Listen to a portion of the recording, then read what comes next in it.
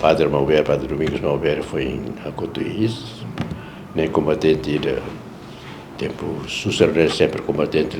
para a libertação. Biar ada sang amululi que sempre foram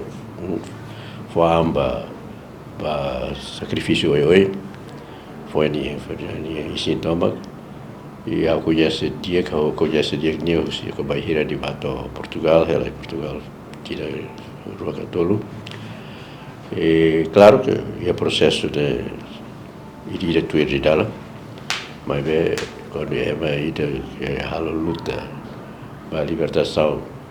pátria povo nem Husigita e muito triste e apresenta profundas condolências claras para a família direta Padre Domingos Malver e lhe para a família Bodma que é a igreja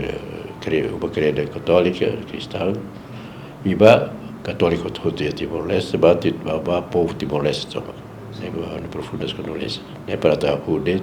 também notícia a e tristes tempos.